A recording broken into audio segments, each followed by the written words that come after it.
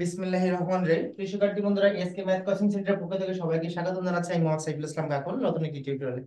আজকে টিউটোরিয়ালটা আমরা আলোচনা করব পরিসংখ্যান বিষয়ে কাই বর্গ অধ্যায় থেকে। অধ্যায়ের নাম হলো সম্পর্কের পরিমাপ, অর্থাৎ কাই বর্গ পরীক্ষা। এই অধ্যায়ে শুধুমাত্র দুটো নিয়ম যদি আপনারা প্র্যাকটিস করতে পারেন, এখান থেকে আপনারা অঙ্ক নিশ্চিত কমন পাবেন। মাত্র দুটো নিয়ম। তো এখানে যে প্রশ্নটা আমি রেখেছি একটু পড়ে শোনাচ্ছি, মাথায় একটু কেটে দিয়েছি অবশ্য। এটা হলো জাতীয় বিশ্ববিদ্যালয় 2020-এ পড়ছিল এই প্রশ্নটা। কাই বর্গ নির্ণয় করো এবং ছাত্রছাত্রীর ইউটিউব দেখার প্রবণতার মধ্যে পার্থক্য আছে কিনা সংখ্যা 0.05 সংখ্যার মাত্রায় যাচাই করো। এখানে বলছে যে ছাত্রছাত্রীদের ছাত্রছাত্রীদের ইউটিউব দেখার প্রবণতাটা কেমন আছে কিনা। ছাত্রছাত্রীদের কত অংশ নিয়মিত আছে, মাঝে মাঝে আছে, কখনো আছে। ছাত্র এবং ছাত্র আলাদা আলাদা করে দেওয়া আছে। এখন আমাকে যাচাই করতে হবে, এটা কাই বর্গ করতে হবে। আবার ওর সাথে সাথে যে আহ কাই বর্গ পরীক্ষা তো করতেই হবে, ওর সাথে সাথে আমার বলেছে সংখ্যায় 5% সংখ্যার মাত্রায় এটা যাচাই করতে হবে। তো কাই বর্গের যে সূত্রটা আছে, সূত্রটা আমরা নিয়ে আলোচনা করব। কাই বর্গের যে মেন সূত্র, সেই সূত্রটা আমি লিখে দিচ্ছি।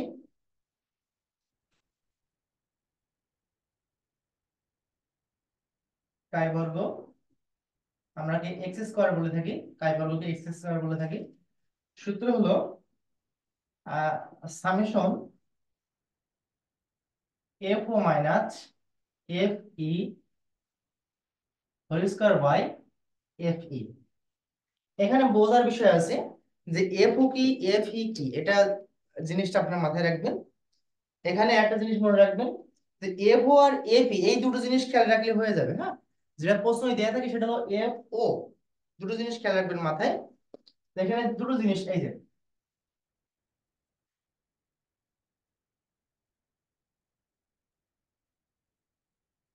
এফ ও, এটা হলো অবজার্ভড ফ্রিকোয়েন্সি, আর হলো এক্সপেক্টেড ফ্রিকোয়েন্সি। এফও, এফও মানে পর্যবেক্ষিত গণসংখ্যা, পর্যবেক্ষিত বেক্ষিত গণসংখ্যা। আর এবি মানে এক্সপেক্টেড ফ্রিকোয়েন্সি, অর্থাৎ প্রত্যাশিত গণসংখ্যা, প্রত্যাশিত গণসংখ্যা। এই প্রশ্নে যেটা দেয়া থাকে, এই যে প্রশ্নে যেটা দেয়া আছে, এটা হলো পর্যবেক্ষিত গণসংখ্যা। ছিল প্রশ্নে যেটা মনে রাখবেন যে কাইবার্গের সূত্র হলো যে X square equal summation F O minus F E whole square by F E. এটা হলো কাইবার্গের সূত্র। তা আমরা যেটা জানি যে এফ ও মানে হলো অবজার্ভ ফ্রিকোয়েন্সি, অর্থাৎ পর্যবেক্ষিত গণসংখ্যা। আর এফ ই মানে হলো এক্সপেক্টেড ফ্রিকোয়েন্সি, অর্থাৎ প্রত্যাশিত গণসংখ্যা। প্রশ্নই যেটা দেয়া থাকে সেটা হলো পর্যবেক্ষিত, আর আমাদের যেটা বের করতে হবে সেটা হলো প্রত্যাশিত গণসংখ্যা। তো এখানে এটা বের করতে হলে একটা জিনিস সবসময় মাথায় রাখবেন, দুটো জিনিস করতে হয়। একটা হলো নাস্তি কল্পনা, একটা হলো বিকল্প কল্পনা। এটা হলো নাস্তি নাস্তি কল্পনা, এটা হলো বিকল্প। তো এখানে সবসময় দুটো জিনিস লিখবেন, সমাধান,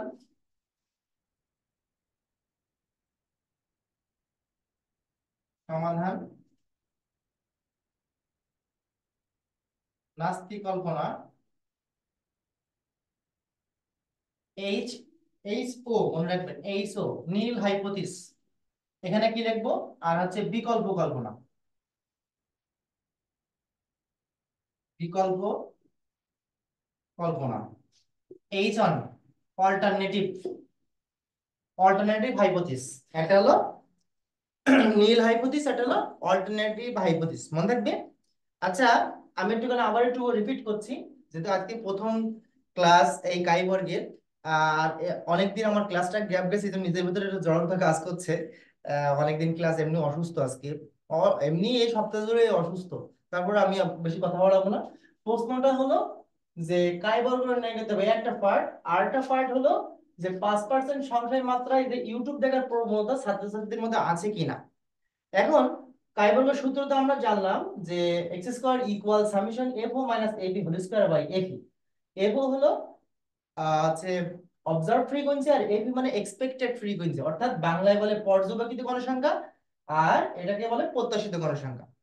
এখন মনে রাখবেন এই কাইবর্গের দুটো জিনিস সবসময় মাথায় রাখতে হবে, যে নাস্তি কল্পনা আর বিকল্প কল্পনা। এই নাস্তি আর বিকল্পতে কি লিখবো, নাস্তিতে সবসময় লিখবেন আপনার নেগেটিভ। নেগেটিভ বলতে আমরা এখানে এই প্রশ্ন বের করে নেবো যে ছাত্রছাত্রীদের ইউটিউব দেখার প্রবণতা নেই। কি লিখবো? নাস্তিতে সবসময় বিকল্প আমরা লিখবো, নাস্তিতে সবসময় নেগেটিভ নেগেটিভ সূচক লিখবো। তাহলে আমরা লিখবো কি? ছাত্র ছাত্রীদের, এটা মুছে দিলাম, স্ক্রিনশট দেন তো আপনারা, মুছে এইটুকু স্ক্রিনশট দেন, তারপর আমি মুছে দিচ্ছি। এইটুকু স্ক্রিনশট দেন তো প্লিজ। দিছেন? স্ক্রিনশট দিছেন? जी सर। আচ্ছা আচ্ছা। আচ্ছা একটু নিচে নিচে লিখি, সবচেয়ে সুবিধা হবে আমারও।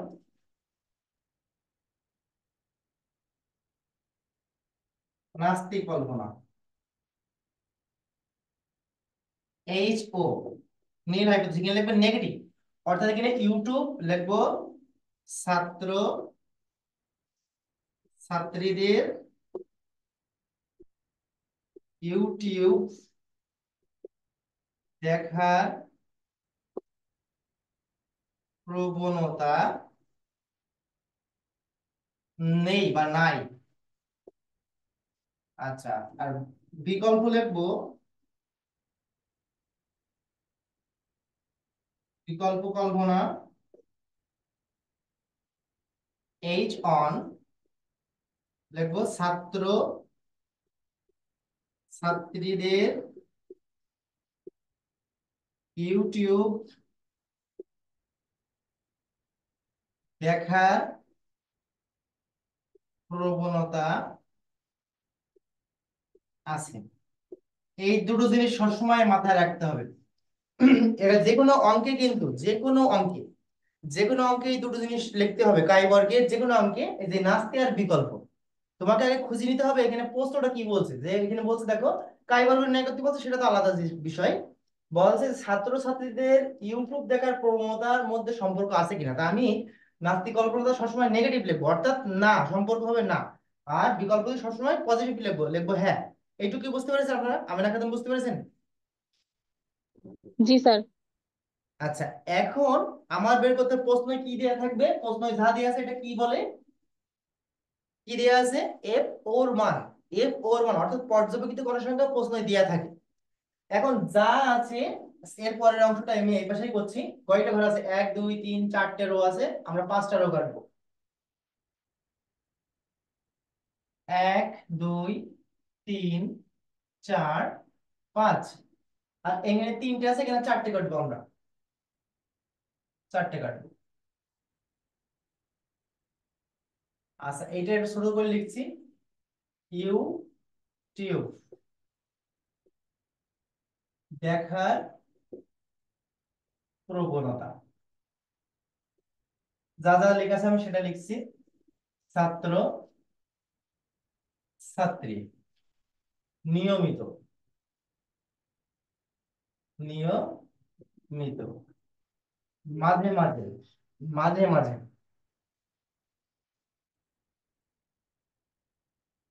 মাঝে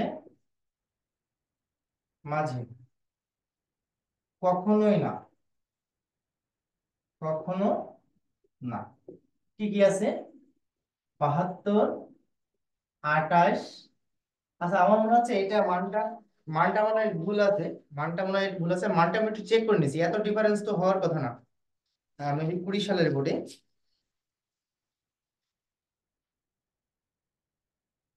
1 মিনিট হোল্ড করবেন প্লিজ, আমি ক্লাসে রয়েছি আবার। আমি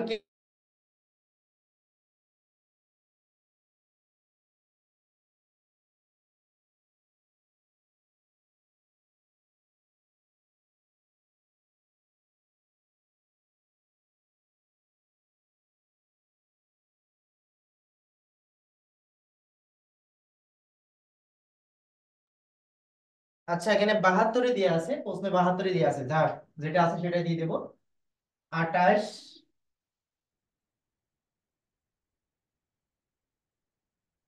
22,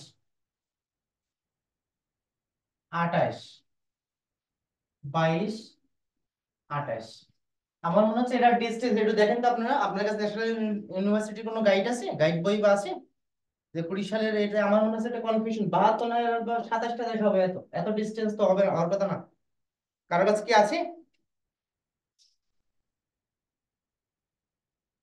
আপনাদের কারো কাছে কি আছে? আপনারা কথা বলেন না, আছে সমস্যা এমন একটা তো আপনার কি আছে? জি স্যার, আমি দেখতেছি। কত আছে ওখানে? কত আছে ওখানে? জি স্যার জি। এখানে কোন বোর্ডের কথা বললেন? এটা জাতীয় বিশ্ববিদ্যালয় 2020-এ পড়েছে এটা। দেখেন তো একটু। জাতীয় বিশ্ববিদ্যালয় 2020-এর হচ্ছে আপনার 15 নম্বর দাগে, একটু দেখেন প্লিজ দ্রুত।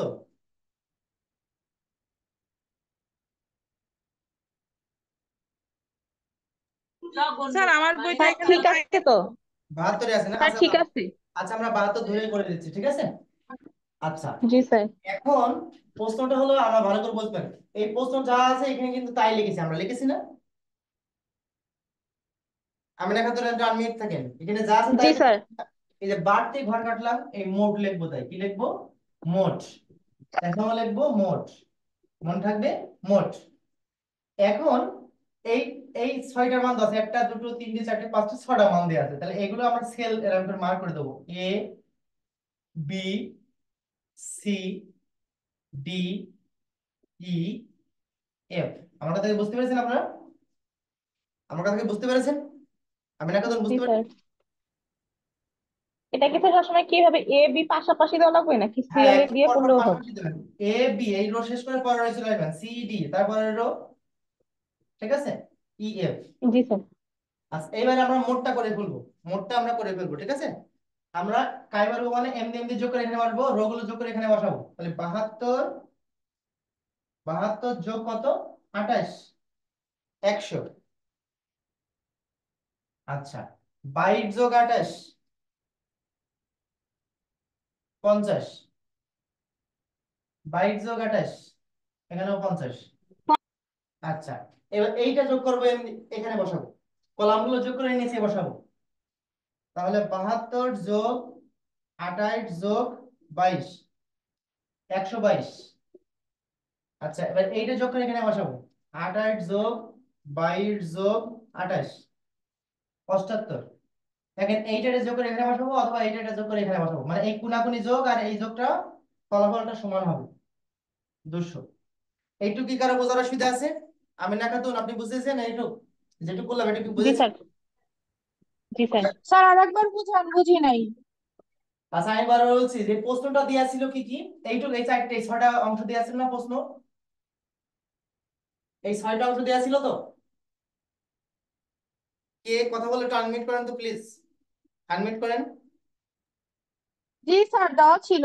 আচ্ছা, এইটাকে এই রোগে আপনার ছেড়ে দেবেন, এই যে A B C D E F, এই 6টা জিনিস মার্কিং করে নেবেন, এই সেল যেগুলো দেয়া থাকে এগুলো বলে স্যার পর্যবেক্ষিত গণসংখ্যা, মনে থাকবে। স্যার, পরীক্ষার সময় ওকে এরকম মার্ক করে নিতে হবে? হ্যাঁ, অবশ্যই নিতে হবে, এই হলো আপনার প্রশ্ন, না এই প্রশ্ন আমি তো এখানে দিয়েছি, আর এইটা আমার সলিউশন পার্ট, এখান থেকে এইটুকু সলিউশন পার্ট, বুঝতে পেরেছেন এটা? দেওয়ার পরে দেখেন, বাড়তি একটা কলাম কাটিছি, সেটা হলো মোট লেখার জন্য, নিচে একটা রো কাটিছি মোট লেখার জন্য, দেখেছেন? এইটা এটা যোগ করে এখানে বসাবেন, এইটা এটা যোগ করে এখানে বসাবেন, এইটা এটা যোগ করে এখানে বসাবেন, আবার এইটা এইটা এটা যোগ করে এখানে বসাবেন, এইটা এটা এটা যোগ করে এখানে বসাবেন। এই যোগফল আর এই যোগফল সমান হবে, ক্রস ক্রস ম্যাচিং হবে, ঠিক আছে। বুঝতে পেরেছেন আমার কথা? জি স্যার, বুঝছি। জাসিয়া বুঝতে পেরেছো? জাসিয়া, জি ভাইয়া বুঝছে। নির্জনা, জান্নাতুল ফেরদৌস, জি স্যার বুঝছি। জান্নাতুল জি ফেরদৌস। স্যার বুঝতে পারছি। আচ্ছা, জি স্যার এইবার বুঝতে পারছি। এই জান্নাতুল ফেরদৌস আনমিউটে থাকেন, এটা কি প্রথম রো না? এটা কি প্রথম রো? এটা কি জি প্রথম স্যার। রো? তাহলে কি লিখবেন? আর অন, কি লিখবেন? আর অন। এখানে লিখবেন এটা আর আর টু। টু, আর টু, আর এখানে লিখবেন আর থ্রি, আর এখানে হলো কলাম ওয়ান সি ওয়ান, হলো কলাম টু, আর এটা হলো এন। মনে থাকবে তো? এটা কি মনে থাকবে? জি স্যার। আচ্ছা, আমি আরেকবার বলে দিচ্ছি, প্রশ্নটা কি ছিল, কাই বার করে নির্ণয় করে এবং 5% সংশয় মাত্রায় ইউটিউব দেখার প্রবণতা, ছাত্রছাত্রীদের মধ্যে ইউটিউব দেখার প্রবণতা আছে কিনা। তো আমরা এটা যাচাই করার আগে যে কোনো অঙ্কে কায়বর্গের যে কোনো অঙ্কে দুটো জিনিস লিখতে হয়, এটা নাস্তিক কল্পনা, এটা হলো বিকল্প কল্পনা। নাস্তিক কল্পনা মানে এইসও, অর্থাৎ এইসও বলতে নীল হাইপোথিস বলি আমরা, নীল হাইপোথিস অর্থাৎ নাস্তিক কল্পনা। নাস্তিক কল্পনা সবসময় নেগেটিভ হয়, অর্থাৎ এখানে প্রশ্ন কি, ছাত্রছাত্রীদের ইউটিউব দেখার প্রবণতা নাই বা নেই। আর এই বিকল্প কল্পনায় লিখবেন ছাত্রছাত্রীদের ইউটিউব দেখার প্রবণতা আছে। এই দুটো এই দুটোর প্রশ্ন। এখন এই অঙ্কের সলিউশনের সাথে এই দুটো প্রশ্নের অ্যান্সার আসবে, এইটা অ্যান্সার আসবে না এইটা অ্যান্সার আসবে, আমার বের করতে হবে যে এই প্রশ্নের সলিউশনটা এই অ্যান্সারে আসবে না এই অ্যান্সারে আসবে, এই দুটোর মধ্যে যে কোনো একটা অ্যান্সার আমার দেখাতে হবে। ঠিক আছে, এই জন্য আমরা যে প্রশ্নটা ছিল সেই প্রশ্নটা কি লিখে নিয়েছি, নেওয়ার পরে মোটের যেহেতু কলাম নাই, এই মোটের কলামটা রোটা ভর্তি করে নিতে হবে। নেওয়ার পরে এই সেলগুলো আমরা করার পরে এখানে row 1 row 2 row 3 column 1 column 2 দুটো কলাম যেহেতু, এগুলো যোগ করে এখানে বসাবেন, এগুলো যোগ করে এখানে বসাবেন, এগুলো যোগ করে এখানে বসাবেন, কলামগুলো যোগ করে নিচে বসাবেন। বসানোর পরে টোটাল একটা ব্যালেন্স আমাদের হয়ে গেল কিন্তু। কারণ আমি জানি, ভালো করে বুঝবেন, কাইবার্গের সূত্র হলো x square equal summation F O minus F E whole square by F E. তাহলে প্রশ্নই যেটা দেয়া থাকে, প্রশ্নই যেটা দেয়া থাকে এটা কি, এফ ও। কি দেওয়া থাকে প্রশ্নই, এফ ও। তাহলে আমাকে বের করতে হবে কি, এই অঙ্কটা সূত্রটা আমার বাস্তবায়ন করতে হলে আমাকে বের করতে হবে কি, আমি এখন বলেন তো আমাকে বের করতে হবে কি। F E. হ্যাঁ, এফ ই এর মান বের করতে হবে, তাই না? তাহলে এই অঙ্কটা একটু জি একটু স্যার। কম দিন, একটু জটিল হবে। তাহলে আমরা এই ছকের মাধ্যমে এই ছকগুলো এই মার্কিং করার পরে আমরা এফ এর মান বের করতে পারবো, এর আগে কিন্তু বের করতে পারবো না। তাহলে স্ক্রিনশট দেন, আমি একটু মুছে দেবো, স্ক্রিনশট দেন প্লিজ।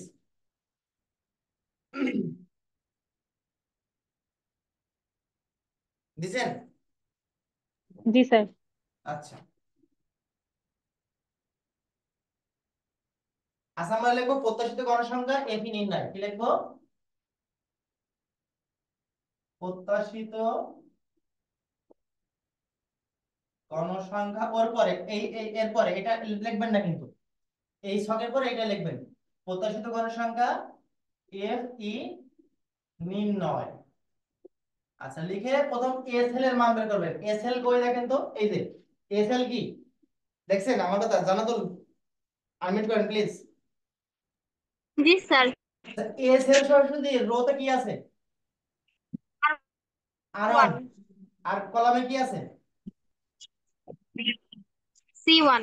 সি1। তাহলে এই বের করার নিয়ম হলো এই যে আর1 গুণ সি1 বাই এন, মনে থাকবে। জি স্যার। আর1 এর মান কত ছিল, 100। আর সি1 এর মান কত 100। ছিল, 122। আর এন এর মান কত, 200। এগুলো ক্যালকুলেশন করে নেবেন একবার। তাহলে আমার 100, 100 গুণিত 122 ভাগ আর 61। 61, কত বেরিয়েছে আমার, 61। আচ্ছা, বি সেল সেম একই ভাবে বের করবো, জাসিয়া অ্যাডমিট করো, জাসিয়া, জাসিয়া অ্যাডমিট করো। জাসিয়া আমাদের বি সেল কই দেখো তো, এই না বি। জি ভাইয়া। তাহলে বি সরাসরি রোতে কি আছে, রোতে কি আছে, আর ওয়ান। হ্যাঁ, আর কলামে কি আছে,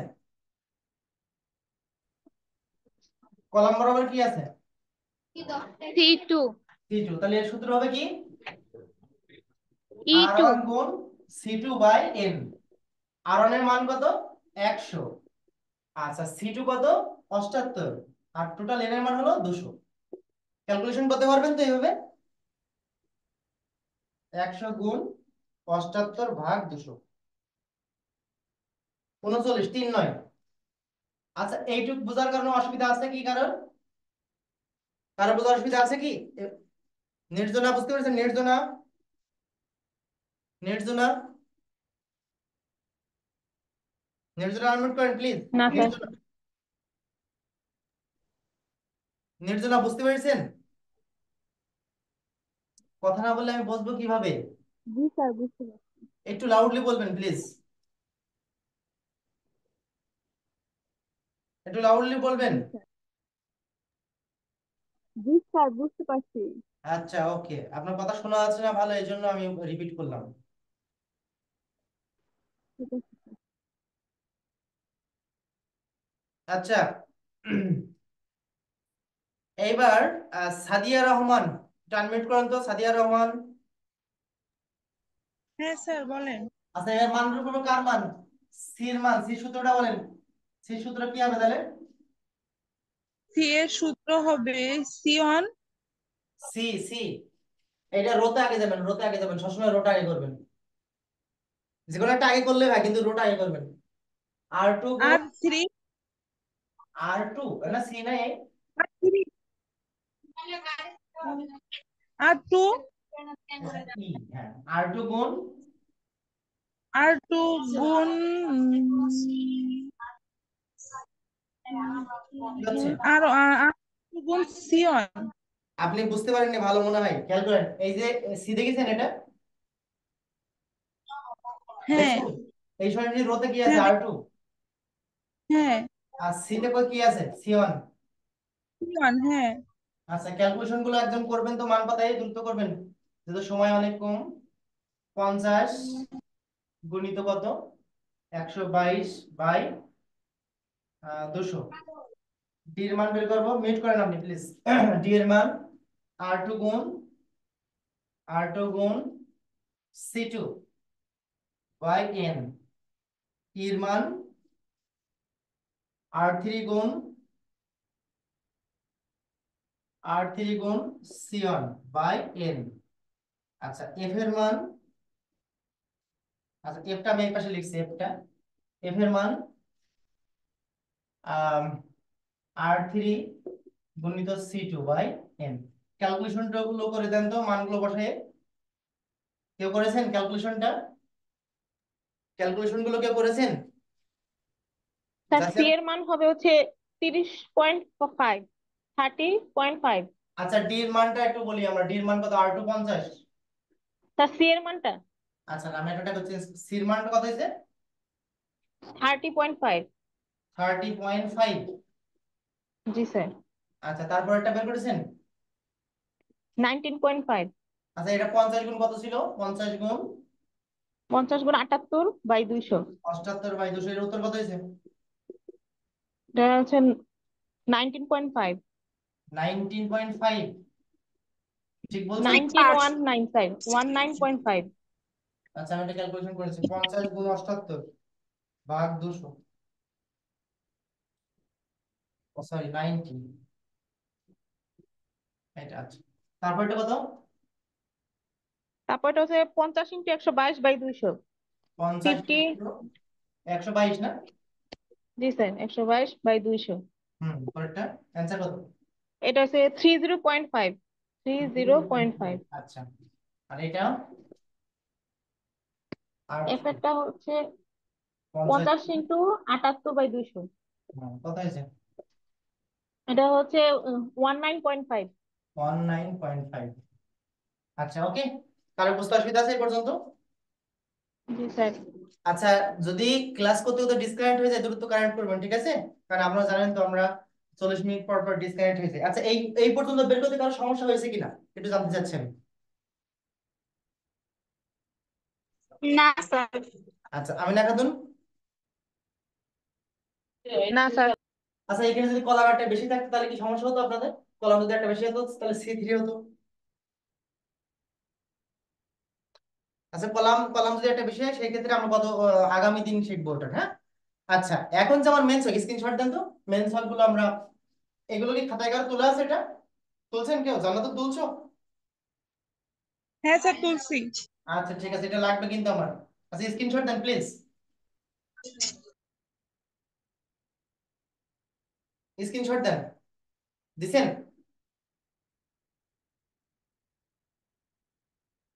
জি স্যার। আচ্ছা মুছে দিলাম কিন্তু সব।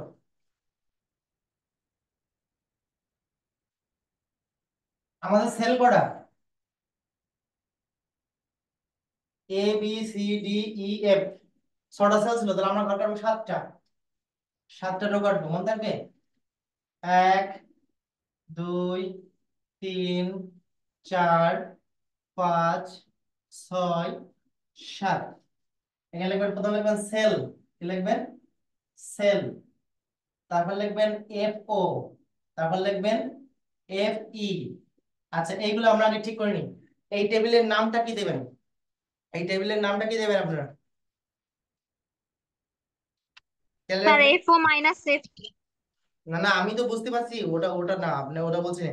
এখানে লিখবেন এক্স স্কয়ারের বিশ্লেষণী ছক, এক্স স্কয়ারের বিশ্লেষণী ছক, এক্স স্কয়ারের স্যার বিশ্লেষণ। আমরা এখন আবার ছকটা কেন করব?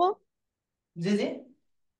মানে এখানে আমাদের কি বের করা লাগবে, আবার কেন ছক করবো? একই তো মান বের করা হয়েছে। আচ্ছা আচ্ছা, দেখেন, সমস্যা নেই, আপনি দেখেন, তারপরে আমি বোঝা দিচ্ছি।